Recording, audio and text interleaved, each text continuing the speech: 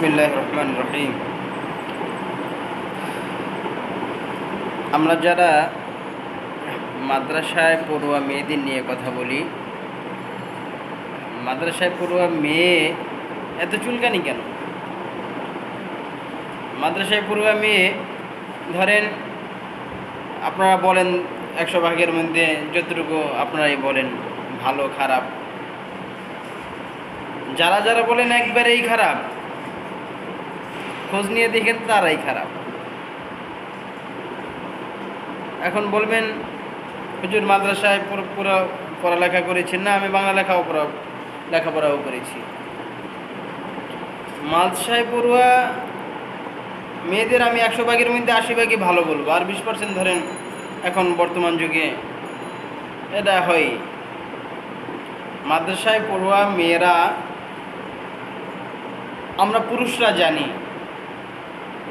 যে আমরা রাস্তাঘাটে চলি, আমাদের চাচাতো বোন, আমাদের ফুফাতো বোন, আমাদের কলিং, আমাদের পাড়া প্রতিবেশী, বন্ধু বান্ধব, এদের সাথে কেমন চলাফেরা করি, আমাদের মনের ভিতরের চাহিদাগুলো কীরকম আমরা বুঝি।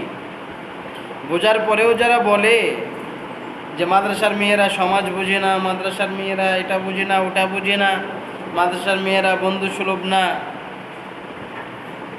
যদি বলেন মাদ্রাসার মেয়েরা 100 ভাগের মধ্যে 80 ভাগ ভালো আর 20 ভাগ খারাপ, আমি বলবো ভার্সিটি, কলেজ, বিশ্ববিদ্যালয়ের মেয়েরা 100 ভাগের মধ্যে 99 ভাগই খারাপ। বলবেন ভাইজান কিভাবে হলো?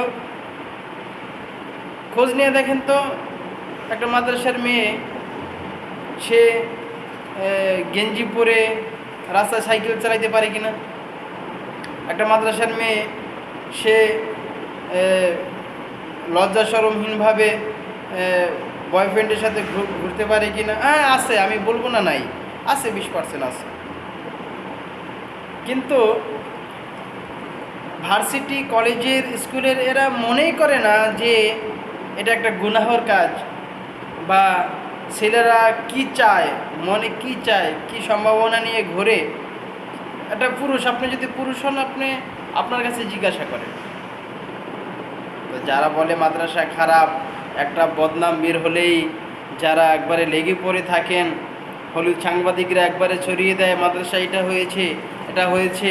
তো যেটা হয়েছে মাদ্রাসার মধ্যে এরকম অ্যাভেলেবেল কলেজ ভার্সিটিতে হয়ে থাকে। খোঁজ নিয়ে দেখেন মিথ্যা কথা বলতেছি কিনা।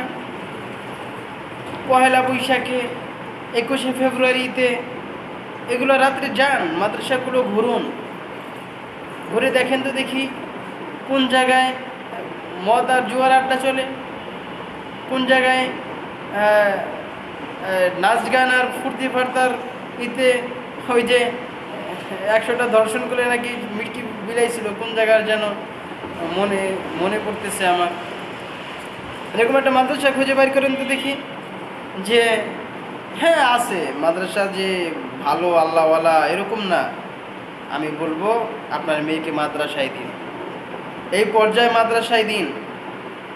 কারণ হে পুরুষ, তুমি জানো যে তোমার মেয়ে আছে, তোমার স্ত্রী আছে, তোমার মা আছে, তোমার বোন আছে, তোমার সবাই আছে, কিন্তু খোঁজ নিয়ে দেখো তুমি কীরকম চিন্তা ভাবনা নিয়ে রাস্তাঘাটে চলাফেরা করো, পাড়া প্রতিবেশীর সাথে চলাফেরা করো, কীরকম মন নিয়ে, কীরকম যৌক্তিকতা নিয়ে, কীরকম চোখের ইশারা নিয়ে তুমি চলাফেরা করো। এর জন্য সব দিকে মিলিয়ে তারপরে কথা বলা উচিত। আমি মনে করি 100 ভাগের মধ্যে 100 ভাগে আপনার বোনকে, আমার বোনকে, আপনার মেয়েকে, আমার মেয়েকে মাদ্রাসায় পড়ানো উচিত। আল্লাহ তাআলা বোঝার তৌফিক দান করুন। আমিন।